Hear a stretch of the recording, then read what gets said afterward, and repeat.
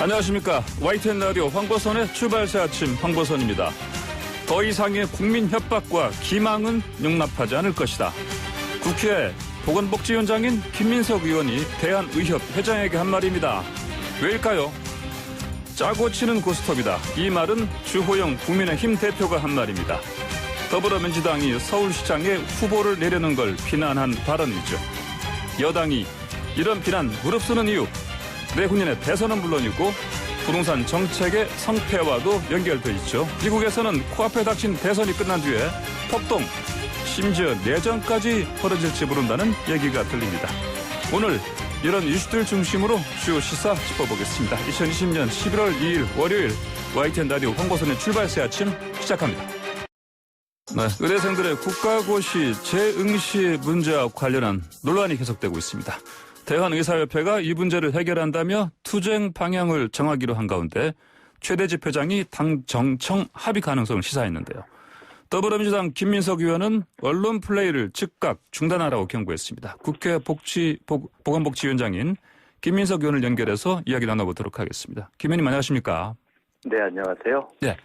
자, 그동안 정부와 의료계, 정부의 의대 증원, 공공의대 설립, 처약 급여화, 비대면 진료 육성 이렇게 네 가지 정책 두고 갈등을 빚다가 극적으로 합의를 이루지 않았습니까? 특히 코로나19 상황이 호전된 이후에 의정협의체 가동하기로 했죠. 맞죠? 네네. 코로나19 상황이 호전되면 네. 의정협의체를 가동해서 충분하게 논의하고 그리고 그때 이제 입법을 한다. 그전에는 입법을 하지 않는다. 이런 한 3단계 합의라고 할까요? 그것이 이제 코로나 상황에서 의사 이제 의료계 단체 행동 이런 것들이 이제 논의되는 상황에서 일단은 그것을 정리하는 과정에서 있었던 합의였죠. 네. 네. 네, 그런데 이제 이렇게 어떻게 보면 이제 집단 행동 일단 보류하겠다는 게 하나의 큰 골자인데요. 근데 최근에 이제 이 국시 재응시 문제 때문에 이제 대한의협 쪽에서 이른바 비타협적 전국 투쟁 나서겠다 이런 입장을 밝혔습니다. 의원님 이상 어떻게 보십니까? 글쎄요, 그 3단계 합의 자체에 국시를 선결 조건으로 한다 이런 거는 이제 없지 않습니까? 그렇기 때문에 그걸 지금 사실상 선결 어떤 조건을 다른 조건을 얘기해서 그것이 안 되면 의정협의체를 거부하겠다라고 얘기하면 그 합의 자체의 정신이랄까 이런 것이 애초부터 깨지는 거지 않습니까? 그래서 뭐지 이런 생각이 들고 그것을 또 집단 행동 이렇게 특단의 조치 이렇게 얘기하니까 사실은 글쎄요 글쎄요 좀 맞나 이런 생각이 들죠. 예. 이제 근데 최대집 의협 의장이요. 자신의 SNS에 올린 글을 보면은 의대 본과 4학년 학생들 의사 국시 문제 금주중 해결 수순으로 진입했다니 구체적으로 해결했습니다. 최대집 회장께서 이제 의협 회장 으로서 본인 나름대로는 어떤 생각이나 사명감이 있을 수도 있고 또 의료계 내에서 압박이 있을 수도 있고 그런 건 충분히 이해할 수 있습니다. 또 그래서 국시 문제를 뭔가 조금 이렇게 물꼬를 터야 된다는 생각을 또 본인이 할 수 있는 건 자연스러운 거 아니겠어요? 그러니까 그렇게 또 본인의 노력도 할 수 있겠죠. 그러니까 그런 것은 다 있을 수 있으나 아까 말씀드린 것처럼 의정협의에 뭔가 전제 조건이 없으면 안 돼, 그러니까 진도를 못 나가겠다는 식으로 하는 것도 문제가 있고, 그러니까 사실은 그것도 공식적으로 얘기를 못 하는 거 아니겠어요? 그리고 그것이 마치 뭔가 진전이 있는 것처럼 당정청 합의라는 이런 표현을 써서 아주 그때 시기까지 얘기하는 것은 제가 지금 확인은 못했지만 그것이 시비가 되니까 그렇게 올렸던 SNS에 올렸던 글을 또 내렸다는 얘기 제가 얼핏 들었는데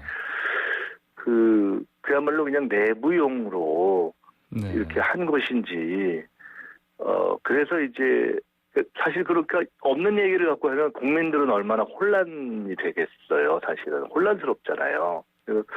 그래서 이거는 좀 문제가 심하다 생각돼서 예. 어떻게 보면은 듣기에는 좀 야박하게 들렸을 수도 있지만 제가 이건 언론 플레이고 자작극적 성격이 강하기 때문에 이런 네. 식으로는 절대 하면 안 된다라고 얘기를 한 거죠.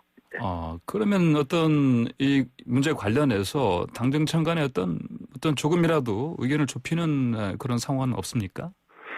최대집 회장, 저는 보건복지위원장을 맡은 것이 구사합의가 된 이후에 제가 맡았고, 예. 그 구사합의의 당사자이기도 하고, 최대집 회장께서 네. 또 의료계의 한 부분의 단체의 대표로서 이렇게 저렇게 일을 하고 있기 때문에 네. 당이건 정이건 청와대건 뭐 아는 분도 많을 것이고 이렇게 저렇게 만날 수 있죠. 저한테도 네. 제가 보건복지원 취임한 이후에 한번 오셨더라고요. 예. 근데 그때도 사실은 끝나고 나가서 그때 뭐 그런저런 얘기를 하시려고 해서 제가 오늘은 뭐 이런 얘기 할 자리가 아니라고 말씀을 드렸었더니 끝나고 나서 의대생 혹시 사과는 없다 이렇게 해서 막 한참 언론에 전화를 받았던 적이 있어요. 같이 그런 얘기를 나눴냐 합의를 했냐 그래서 저는 사실 좀 그때 황당했어요. 예. 전혀 나오지 않은 얘기를 그렇게 했는데 그럼에도 불구하고 본인 뭐 생각에 얼른지 얘기하실 수 있는 거지 이렇게 생각해서 넘어갔는데 마치 그런 것처럼 누구와 뭐 이런저런 얘기를 서로 나눌 수도 있고 자기 의견을 얘기할 수도 있고 뭐 개별 접촉도 있을 수 있고 덕담 성격의 얘기도 있을 수 있겠죠. 그러나 당정청 합의 또는 당정청의 어떤 의견을 확인했다. 이거는 그 초등학교 이상 수준이면 다 그 의미의 뜻을 구별할 수 있는 거지 않습니까? 이게 뭔가 합의된 내용으로 정리해서 금주 중에 이제 다 정리가 끝나는구나. 이게 그 의협이 주장했던 대로 최대집 회장이 주장했던 대로 이게 의정협의회의 전제로서 이게 자락을 까는 걸로 끝나는구나. 이렇게 느껴질 수 누구나 그렇게 생각할 수밖에 없는 얘기를 한 것이고 그런 것은 없죠. 만약 그런 일이 있었다면 사실은 이런 일이 있었다고 누군가 얘기하고 나서지 않겠어요? 그리고 최대집 회장 자신도 사실은 이러이러해서 내가 이렇게 얘기했다고 얘기하지 않겠어요? 근데 제가 그 문제 지적을 하고 나서 최대집 회장의 반응 자체가 이건 뭐 깨자는 거냐 이런 식으로 얘기를 한다는 것 자체가 사실은 그러니까 본인이 스스로 그에 대해서 구체적으로 설명할 내용이 없다라는 것을 그냥 반증하는 거 아닌가 하는 생각이 드는데요. 네. 그러면 전혀 어떤 사실에 근거하지 않은 하나의 희망상을 담은 얘기다 이렇게 보시는 거네요. 김희성 교수. 그건 뭐 꼭 제가 그렇게 본다기보다도 누가나 그렇게 볼 수밖에 없지 않겠어요. 그런데 이렇게 자꾸 최 회장이 이렇게 이런 발언을 이어나가고 있는 걸로 보십니까? 최 회장한테 여쭤봐야죠. 제가 그랬습니다. 지난번에도 최 회장께서 저를 만난 후에 나가서 의대생 사과는 없다 이런 식의 제가 그런 얘기를 나눴냐고도 전혀 나눈 바도 없다. 근데 뭐 그분이 의대생들이 사과하면 안 된다는 생각을 개인적으로 할 수는 있으나 의대생들의 대변인도 아니고 더구나 뭐 남의 속마음을 읽는 심리학 전문도 아닌데 그걸 얘기하는 건 좀 이상하지 않는가 이런 얘기를 그냥 농처럼 한 적이 있는데 제가 왜 그런 있지 않은 얘기를 하셨는지 그걸 제가 어떻게 뭐라고 단정을 하겠습니까만은 어쨌든 그것은 바람직하지 않은 일이죠. 왜 그랬는가 하는 이유는 여러 가지로 추정해 볼 수가 있겠죠. 예, 지금 계속해서 이제 의료급 파업이 이제 이제 서로 대상 합의로 이제 지금 코로나19 이후에 아까 말씀드린 그 정부의 그 4가지 정책 관련해서 얘기를 나눠보자 이렇게 얘기를 해놓고도 이제 의대생들 국시 재형시 문제 계속 이제 논란이 되고 있습니다. 그런데 이제 여기에 대해서 어떻습니까? 이제 김인석 의원께서 뭐 개인의 입장이라든지 또는 보건복지위원장으로서 입장 이렇게 또 있습니까? 어떻습니까? 이 문제는 제가 개인 입장을 말씀드릴 수 없는 것이 제가 국정감사 과정에서도 이야기를 했지만 이 문제는 국민만이 결정할 수가 있습니다. 사실은 보건복지부 장관도 결정할 수가 없어요. 왜냐하면 지금 각종 이렇게 어떤 우리가 얘기할 수 있는 근거들을 놓고 보면 국민이 의대생들은 다 어떻게 보면 자식벌일 수 있는데 상당수의 국민에게 부모의 마음으로 보는 그런 애정과 애틋함이 왜 없겠습니까? 또 국민들이 뭐 바보가 아닌데 이렇게 되면은 의료 인력 수급에 네. 어쨌거나 조금 차질이 뭐 결정적이든 아니든 있을 수 있다는 걸 왜 모르겠어요. 다 알죠. 그렇지만 그런 걸 다 알고도 왜 국민들이 이 문제는 도저히 저런 식으로는 그대로 둘 수 없다라는 정서가 지금 많잖아요. 그러니까 그거는 국민들이 또 우리가 부모 마음 하지만 네. 부모로서의 엄함을 또한 지금 유지하고 있는 것 아니겠습니까? 그렇기 때문에 일단 그것이 근본인 거죠. 그러니까 이 문제를 푸는 데 있어서. 근데 그것을 새 변화가 없으면 네. 이 문제는 어떠한 방향으로도 방향을 틀기가 어려운 겁니다. 네. 그런데 거기다 대놓고서 글쎄요. 마치 밥 사먹고 집 나가가지고 자식이 예를 들어 나 정하는 시간에 밥 안 차려놓으면은 내 얼굴 못 볼 줄 알아 뭐 이런 식으로 얘기를 하는 시기잖아요. 그러니까 이게 다시 이번에 조금 봐달라고 이렇게 부탁을 해야 할 판에 네. 협박을 하냐 이렇게 국민들이 생각을 하게 만드는 거여서 네. 저는 이렇게 봅니다. 상황의 본질을 네. 이른바 의료계의 대표, 그러니까 최대집 회장 같은 경우는 대표적인 분이죠. 예. 그런 분들이 상황의 본질을 이해해야만 이 문제가 풀린다. 어찌 보면 실제로 의대생들은 조금 억울한 면이 있지 않겠어요? 이거 선배들이 자기들이 다 이렇게 해놓고서 우리는 괜히 그럼 차라리 이럴 거면 우리는 하지 말라고 하든가 네. 아니면 대신 사과를 하고 뭐 문제 풀리면 우리의 의사를 듣든가 아니면 네. 우리에게 뭔가 이렇게 설득을 하든가 그런 거 없이 그냥 하니까 일각에서는 저거 그냥 이른바 면피용이다라는 얘기까지도 심하게 하는 분들이 있는 것 아니겠습니까? 네. 그래서 저는 어떤 세부적인 세상 일이라는 게 다 마음이 풀려야 풀리는 건데 네. 이게 무슨 해법이라는 게 뭐가 있겠어요? 시험을 안 보겠다고 해서 넘어갔는데 네. 방법은 그걸 그냥 감수하고 내년으로 넘어가거나 아니면 어떻게든지 싹싹싹싹 어떻게 뭐 빌든 해결을 해가지고 또 보든가 두 가지밖에 없는 거 아니겠어요? 네. 근데 그게 무슨 복잡한 해법이 필요합니까? 근데 네. 그런 것을 다 떠나서 해법을 논하기 전에 국민의 마음이 네. 왕인데 그거를 변화시킬 생각은 안 하고 네.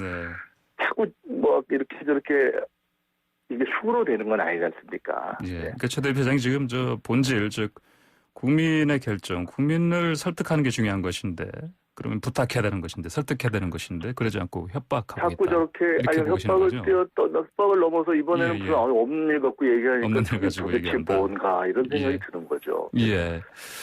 자, 다음으로요. 주제를 좀 바꿔보겠습니다. 이제 더불어민주당이 이제 주말에 내년 4월에 서울 부산시장 보궐선거 공천 관련해서 당원 개정 여부 묻는 전당원 투표 실시했습니다. 이게 이제 네. 뭐 야당 쪽에서는 뭐 비난을 거세게 하고 있는데 어떻습니까? 당원들 내부 분위기는 어떻게 보십니까 지금? 글쎄요, 뭐 이거를 갖고 뭐 많이 토론을 해보거나 이러지는 않았기 때문에 네. 제가 좀 토론을 해보지 않았다는 거는 이거에 대한 다양한 의사소통은 이미 전 당원들 간에 네. 많이 되고 있죠. 근데 제가 딱히 이걸 갖고서 이제 대표에 참여할 네. 일반 당원들하고 최근에 이렇게 따로 논의를 해보지 않았기 때문에 알 수는 없지만 뭐 이제 오늘 오전에 발표하니까요. 예. 알겠습니다. 근데 이제 민주당에서 비난 무릅쓰고 이렇게 이제 공천하겠다. 이거는 이제 사실 그만큼 이제 서울시장 후보 자리가 앞으로 뭐 중요해서 그러지 않겠습니까? 그렇죠. 예. 이것은 뭐 서울시의 미래가 걸린 일이고 또 서울시는 지금 뭐 이게 이 K 방역으로 대한민국이 주목받고 있는 상황에서 대한민국의 대표 도시이어서 서울시나 또 나라의 장래에 굉장히 영향이 크고 중요하지 않습니까? 당연히 정당으로서는 또 정당의 입장으로서도 대선을 앞두고 중요한 선거고요. 그래서 그런 것에서 대표가 당원들의 여론이 사실은 뭐 이거를 원래 당원 단계에 있는 부정부패에 의한 것이냐 이렇게 볼 수 있냐라는 논란조차 이렇게 일정하게 있는 상황에서 정하기가 어려웠을 겁니다. 그래서 당원들의 의견을 듣는 과정은 저는 네. 불가피했다고 봅니다. 예. 알겠습니다. 오늘 말씀 여기까지 듣겠습니다. 감사합니다. 네, 감사합니다. 네, 지금까지 국회 보건복지위원장 더불어민주당의 김민석 의원이었습니다. YTN 라디오 홍보선의 출발새 아침 1부에서 마치고요. 잠시 후 2부로 돌아오겠습니다. 네, 쏟아지는 뉴스 속에 진짜 뉴스의 맥락을 보는 그런 관점에서 밑줄을 그어봅니다. 냉정하고 공평하게 생각해볼 지점엔 별표도 그려봅니다. 뉴스를 보는 또 다른 시선, 박원성의 밑줄, 박원석 전 정의당 의원과 함께합니다. 안녕하십니까? 네, 안녕하세요. 네, 자 오늘 밑줄 그을 첫 번째 건은 민주당의 당원 개정입니다. 네네. 자, 이거 뭐 다들 이제 뉴스를 많이 보셨겠지만 결국은 그러면 내년 4월에 치러질 서울시장 그리고 부산시장 보궐선거 후보 내는 거 아니겠습니까? 그렇죠. 뭐 어제 당원 총투표가 끝났고 예. 오늘 오전에 최고위원회에 보고하고 발표를 한다는데 뭐 결과는 이미 예정돼 있는 거라고 볼 수 있을 것 같고요. 예. 또 이렇게 당원 총투표라는 형식을 거쳐서 기존 당원에 예. 이 스스로의 귀책 사유가 있을 때 중대 과실이 있을 경우에 후보를 내지 않겠다는 방침을 아마도 변경할 거다. 네. 이것도 이제 예상됐던 바고요. 네네. 다만 이번에 이제 이낙연 대표가 발표를 하면서 저는 조금 더 솔직했으면 어땠을까 싶습니다. 뭐 책임 정치를 거론하셨는데, 사실은 뭐 정당이 후보 공천을 하는 거는 지극히 당연한 일이고 정당의 권리이긴 한데 그런 정당한 권리를 내려놓으면서까지도 정치 혁신, 정당 혁신을 하겠다는 게 2015년에 이 당원을 만들었던 취지였어요. 사실은 책임 정치라면 그런 약속을 지키는 게 책임 정치이지요. 네. 오히려 내년 서울시장 선거가 너무나 중요하기 때문에 어떤 경우라도 이 서울시장 선거를 포기할 수 없다라는 걸 솔직히 밝히고 네. 또 국민들한테 과거에 그런 당원을 지키지 못한 거에 대해서 사과하고 당원 총투표라는 형식은 일종의 이제 명분동원용인데요. 네. 예. 그러니까 당원들을 어떻게 보면 들러리로 이용을 하는 네. 거죠. 그보다는 그냥 지도부의 결단으로 하는 게 네. 훨씬 더 솔직한 모습이 아니었나 싶어서 여러 가지로 좀 뒷맛이 씁쓸합니다. 네, 그러니까 뭐 이번 투표 사실은 저 당원들 동원해서 이제 들러리 세워서 명분 세우기 위해서 이제 하나 한 과정이었다 이렇게 보시는 거군요. 근데 이제 간단히 일단 그러면 그렇더라도 이거 이렇게 당원 개정하는 과정 좀 어떻게 하는지 좀 볼까요? 일단 예. 뭐 총투표 결과를 확인하고 나서 예. 아마도 뭐 그러니까 과반 이상의 가결 의견이 나올 거라고 보이고요. 예. 당무위원회를 열어서 또 그걸 한 번 더 심사하고 네, 예. 그리고 최종적으로는 중앙위원회를 열어서 당원을 개정하게 되는데 네. 이번 당원 개정안이 기존에 이제 중대 과실이 있을 경우에 후보를 내지 않는다는 걸 아예 삭제하는 게 아니고 네, 예. 거기에 단서 조항을 붙이는 거라 그러더라고요. 예. 단 뭐 당원 총투표를 네. 통해서 통해서는 그렇게 하지 않을 수 있다라는 예. 조항을 추가하는 거라서 네. 뭐 민주당 입장에서는 단서 조항 추가하는 정도다라고 네. 얘기할 수 있겠지만 어쨌든 국민들이 보기에는 기존에 국민들한테 했던 약속을 네. 번복하는 건 분명하고요. 이게 이제 뭐 단기적 영향이 어떨지는 모르겠습니다만 장기적으로는 네. 과거 민주당이 그 보수 정당에 그런 스스로의 규칙에도 불구하고 후보를 내는 것에 대해서 대단히 비판을 많이 했거든요. 예. 내로남불이다. 네. 결국에는 과거의 보수 정당들이 했던 행태도 그러면 책임 정치냐. 네. 근데 이런 어떤 반론을 듣게 되지 않을까 싶습니다. 네.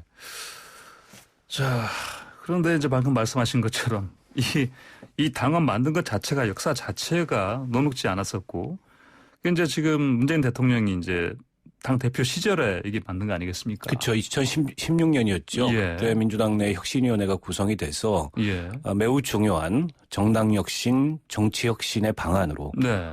이 당원을 명시한 것을 국민들 앞에 굉장히 자긍심을 가지고 얘기를 했었고 네. 또 바로 그 전해에 통영 고성에서 보궐선거가 있었거든요. 예. 그때 당시에 문재인 대표가 직접 통영 고성 현장에 내려가서 네.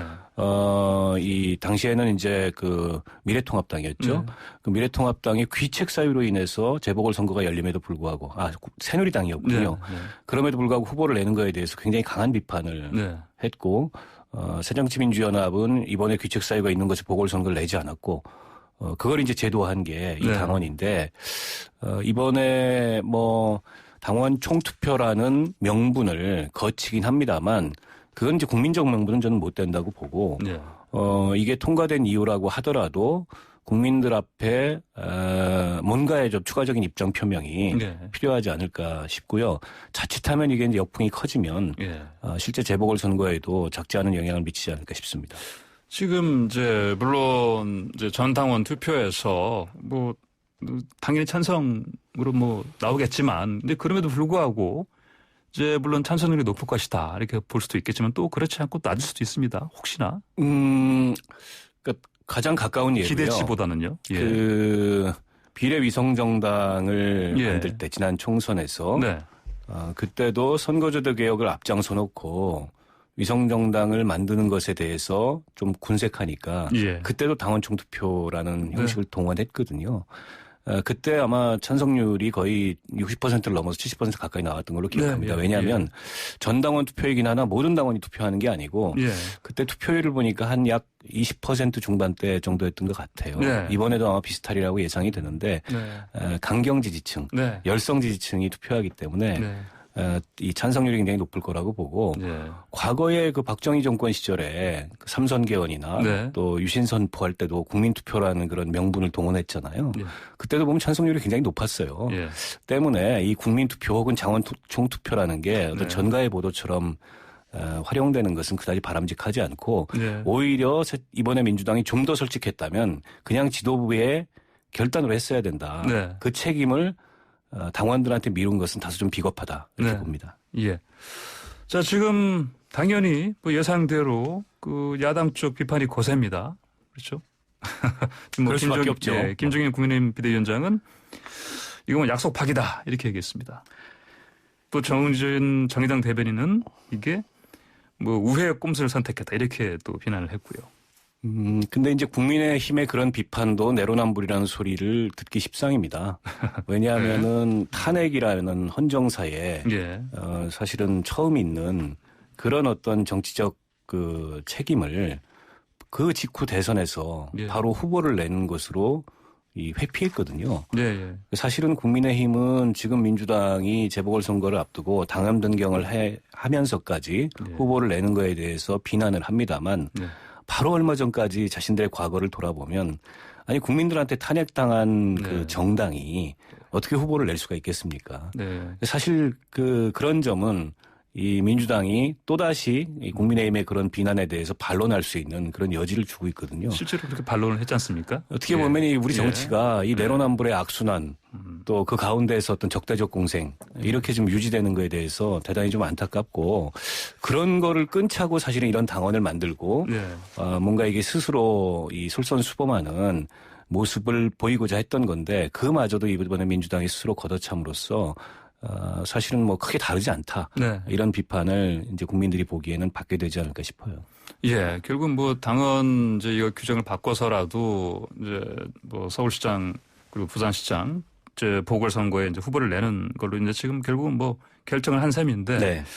근데 이제 이게 어떻게 보십니까? 이낙연 대표 결국은 이제 3월까지만 대표를 하고요. 그다음에 이제 당이 대선 쪽으로 가는 건데 이게 어떤 영향을 미칠 것을 보십니까? 그러니까 이낙연 대표가 공천까지 예. 하고 예. 이제 보궐선거 결과를 지휘하지는 않는데 예. 그렇다 하더라도 정치적 책임은 져야 되겠죠. 예.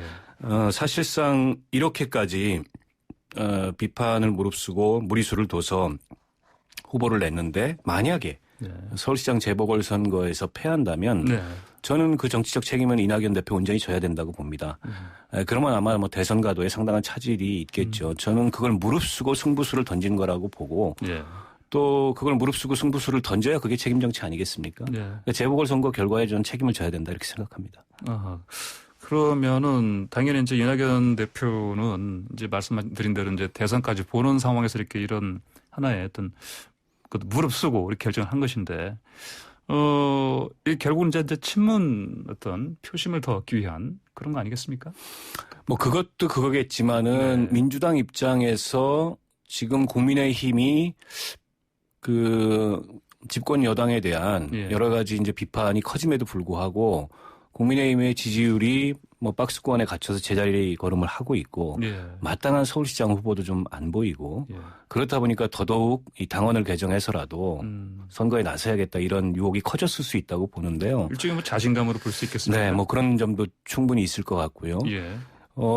저는 뭐 그렇다 하더라도 이게 이제 과거에 국민들과 했던 약속, 또 정치개혁이라는 대의, 이런 거를 역행하는 거기 때문에 이 결과에 대해서는 누군가는 책임을 져야 될 거고, 뭐 이낙연 대표가 어떻게 보면은 좀 승부수를 던진 그런 측면이 있는 그런 선택이어서 이낙연 대표가 결과에 책임을 져야 된다고 봅니다. 예. 자, 그리고 이렇게, 이 이제 재보궐선거에 또 계속 이렇게 목을 매는 이유는 당연히 지금 현 정권이 실패했다는 비판을 받고 있는 부동산 정책, 이것도 결국은 끝까지 밀어붙이겠다는 그런 계산까지도 우리가 봐야 되지 않겠습니까? 그러니까 주로 아마도 이제 서울 수도권을 중심으로 그동안에 집값이 급등했고 또 임대차보호법 개정 이후에 전세난이라고 하는 이제 그런 현상마저 나타나고 있어서 이걸 이제 안정시키기 위해서라도 내년 서울시장 재보궐선거는 피할 수 없다. 저는 뭐 당연히 여당으로서 그런 생각을 가질 수 있다고 봅니다. 특히나 이제 임기 후반부에 들어서서 이 수도 서울의 시장이 야당으로 넘어간다면 이게 서울시의 정책과 정부의 정책이 사사건건 부딪히면서 국정 후반부가 상당히 혼란해질 수도 있다. 이런 우려도 저는 할 수 있다고 봐요. 그런 면에서 뭐 그 후보를 내겠다는 선택을 이해 못할 바는 아니라 그러나 이제 정치라는 건 어쨌든 일관성이나 연속성이라는 게 있어야 되는 거고 과거에 했던 약속이 있고 그걸 당원에까지 반영했기 때문에 그런 측면에서 보면 또 이 상황에서의 비판은 감수해야죠. 그 감수 어떻게 안 할 수 있겠습니까? 그럼에도 불구하고 내년 선거에서 이긴다면 뭐 이 과정이 정당화되겠지만 만에 하나 선거 결과가 좋지 않다면 이게 상당한 정치적 부담이 향후에 이제 대선이나 그다음에 후년에 있을 지방선거까지 미치게 되지 않을까 싶어요. 그 보면은 이제 최근에 그 국민의힘 소속 아닙니까? 조은희 서초구청장이 재산세 감면 하겠다 했었는데 이게 이제 서울시청과 또 정면 충돌했습니다. 근데 이게 사실 상당한 파급을 불러왔거든요, 이게요. 그렇죠. 그러니까 이제 재산세가 지방세이기 때문에 지방자치단체장이 그런 얘기를 할 수 있지만 어쨌든 그 세법을 개정하고 또 세법을 적용하는 책임은 국회와 중앙정부에 있는데 그게 지방자치단체장의 재량으로 재산세 감면을 할 수 있는 건지에 대해서 여전히 이론의 여지가 저는 있다고 보고요. 근데 문제는 지금 정부 여당이 서초구청장의 그런 방향을 따라가고 있어요. 결국에는 1주택자 재산세를 지금 9억 원까지 감면하겠다. 그럼 9억 원이면은 시가로는 한 13억 원, 14억 원 정도 되는데 이건 일종의 이제 그 재산 과세에 대한 강화의 방향에 역행하는 거고 부자 감세라는 비판을 받아도 할 말 없는 그런 모습이 아닌가 싶습니다. 그러니까 이제 이게 어떻게 보면 이제 학습 효과를 줄 것 같기도 해요. 왜냐하면 이제 이렇게 서초구청이 서울시에 이렇게 어떻게 반발하는 상황이었고, 그럼 또 서울시장이 또 이제 야당 쪽에서 나오면 당연히 또 정부의 어떤 정책, 특히 부동산 정책 관련해서는 어떤 계속해서 어떤 갈등이 이어질 수도 있고요. 그렇지 않습니까? 뭐 그렇다 하더라도 그걸 조율해 가는 게 어쨌든 정치고 또 지방자치 시대의 과거와 달라진 이제 그런 모습일 수 있는데 그 갈등 때문에 내년 서울시장을 어떤 경우라도 내야 되겠고 그 전에 했던 약속은 다 물어 돌릴 수 있다라는 게 정당화될 수는 없다고 생각해요. 예, 그렇군요. 자, 지금 방금 말씀하셨던 거 있지 않습니까? 그것 말고 또 지금 저 정치공원과 정부가 계속해서 좀 갈등하는 거가 그 주식 양도소득세 부과 기준이요. 이게 이제 뭐 대주주 기준인데 이게 뭐 현행 10억 원에서 3억 원으로 낮추는 방안. 이거 가지고 지금 계속 갈등하고 있습니다. 이렇게 계속 이견을 보이는 이유, 뭐 어떻게, 왜 그렇다고 보십니까? 근데 이 금융투자 소득에 대한 과세 강화는 어느 날 하루아침에 갑자기 결정된 게 아니고 정부가 로드맵을 갖고 있었던 문제입니다. 그래서 현재는 상장 주식에 대한 양도차익이라는 이제 주식을 사고 팔면서 생기는 차익을 얘기하는데 그걸 이제 대주주한테만 과세를 하는데 2023년까지 모든 투자자에게 과세하는 것으로 정부가 로드맵을 정해놨던 거예요. 그리고 이거는 소득이 있는 곳에 세금이 있다는 조세 일반 원칙에 비추어서 당연히 이렇게 가야 될 상황입니다. 현재 대주주 기준이 그 지분율 1% 그 특정 종목에 대해서 또는 그 10억 이상을 보유하고 있을 때 과세를 하는데 지금은 이제 직계존비속을 전부 합쳐가지고 10억 이상일 경우에 과세를 합니다. 근데 정부가 그 로드맵에 따라서 이걸 3억으로 낮춰서 과세 대상을 늘리겠다라는 건데요.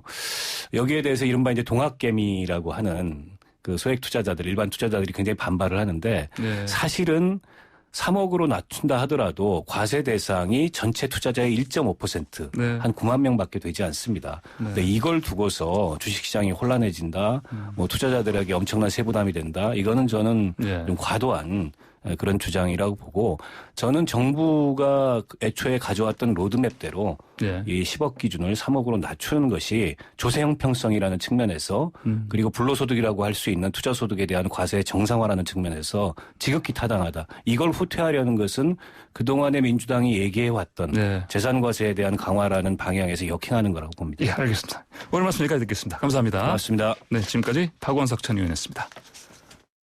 황보선의 출발새 아침 8시 정각에 돌아오겠습니다.